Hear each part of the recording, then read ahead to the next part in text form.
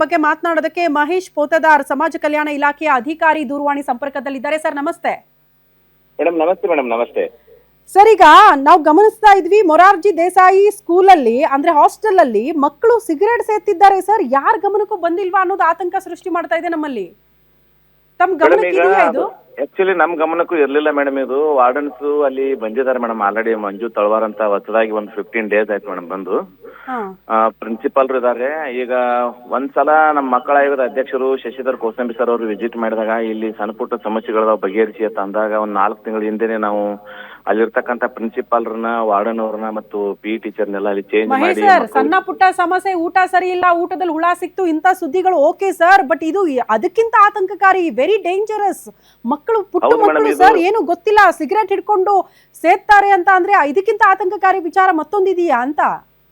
ಇಲ್ಲ ಮೇಡಮ್, ಇದು ಆಕ್ಚುಲಿ ನಮಗೂ ಬಹಳ ಇದು ಒಂದು ನಿಜವಾಗಿಯೂ ಇದು ನಮಗೂ ಬಹಳ ಒಂದು ಶಾಕಿಂಗ್ ನ್ಯೂಸ್ ಮೇಡಮ್ ಇದು. ಯಾಕಂದ್ರೆ ಯಾವ ಸ್ಕೂಲಲ್ಲಿ ಈ ತರ ನಮ್ಗೆ ಯಾವತ್ತೂ ಈ ತರ ಆಗಿರ್ಲಿಲ್ಲ.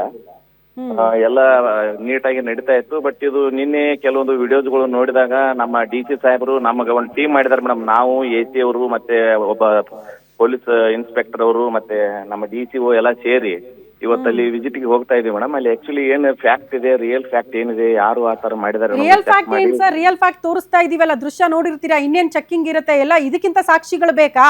ಇಮಿಡಿಯೇಟ್ ಕ್ರಮ ಆಗಬೇಕಷ್ಟೇ. ಈಗ ಯಾರಲ್ಲಿ ವಾರ್ಡನ್ ಕೆಲಸ ಮಾಡ್ತಿದ್ರು, ನಿದ್ದೆ ಮಾಡ್ತಾ ಇದಾರ ಅಥವಾ ಇರ್ತಾರಾ ಇಲ್ವಾ ಅನ್ನೋದೇ ಪ್ರಶ್ನೆ ಆಗ್ಬಿಟ್ಟಿದೆ ಅಂತ. ಅಲ್ಲಿ ಇರ್ತಾರೆ ಮೇಡಮ್. ಆಕ್ಚುಲಿ ಈಗ ನಾವು ರಾತ್ರಿ 10:30 ಗಂಟೆ ಇದ್ರೆ ಹೆಂಗ್ ಬಿಡ್ತಾರೆ ಸರ್? ಮಕ್ಳು ಇಷ್ಟೆಲ್ಲ ಪುಟ್ಟ ಮಕ್ಕಳು ಮುಂದೆ, ಹೈಸ್ಕೂಲ್ ಸ್ಟೂಡೆಂಟ್ಸ್ ಅಂತೆ, ಅವರು ಪುಟ್ಟ ಮಕ್ಕಳೇ. ಹಂಗ್ ನೋಡಿದ್ರೆ ಅವ್ರು ಸಿಗರೇಟ್ ಸೇರ್ತಾರೆ ಪುಟ್ಟ ಮಕ್ಕಳ ಮುಂದೆ ಅಂತ ನೋಡ್ತಾ ಇದೀವಿ ನಾವು. ಇದ್ರೂ ಅದನ್ನ ಮಾನಿಟರ್ ಮಾಡಿಲ್ಲ ಅಂತ ಅಂದ್ರೆ, ಇದ್ರೂ ಅವ್ರ ಗಮನಕ್ಕೆ ಬಂದಿಲ್ಲ ಅಂತ ಅಂದ್ರೆ ಹೆಂಗೆ ಅಂತ?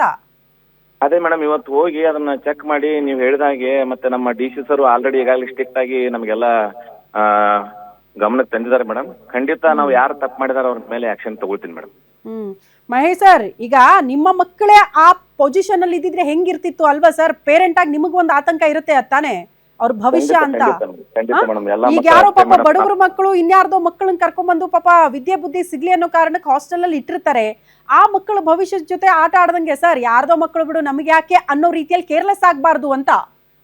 ಇಲ್ಲ ಮೇಡಮ್, ಖಂಡಿತ ಇದನ್ನ ಬಹಳ ಸೀರಿಯಸ್ ಆಗಿ ತಗೋತೀವಿ. ಯಾಕಂದ್ರೆ ನಮ್ಮ ಇಡೀ ಬಿಜಾಪುರ ಡಿಸ್ಟಿಕ್ ಅಲ್ಲಿ ಈ ತರ ಘಟನೆ ಯಾವತ್ತೂ ಆಗಿರ್ಲಿಲ್ಲ. ಬಹಳ ನೀಟಾಗಿ ಮಾಡ್ಕೊಂಡು ಹೋಗ್ತಾ ಇದೀವಿ. ಬಟ್ ಇದು ನಮಗೆ ಶಾಕಿಂಗ್ ನ್ಯೂಸ್ ಇದೆ ಮೇಡಮ್. ಬಟ್ ಹೋಗಿ ಅಲ್ಲಿ ಈಗಾಗಲೇ ವಿಡಿಯೋಸ್ ಇದೆ, ವಿಡಿಯೋ ಪ್ರಕಾರ ಎಲ್ಲ ಚೆಕ್ ಮಾಡಿ ಯಾವ ಮಕ್ಕಳು ಏನ್ ತಪ್ಪು ಮಾಡಿದ್ದಾರೆ, ವಾರ್ಡನ್ಸ್ ಏನ್ ತಪ್ಪಾಗಿದೆ, ಪ್ರಿನ್ಸಿಪಾಲ್ ಏನು ಇದರಲ್ಲಿ ಬೇಜವಾಬ್ದಾರಿತನ ಮಾಡಿದಾರೆ ನೋಡಿ ಖಂಡಿತ ಕಠಿಣ ಕ್ರಮ ತಗೊಳ್ತೀವಿ ಮೇಡಮ್.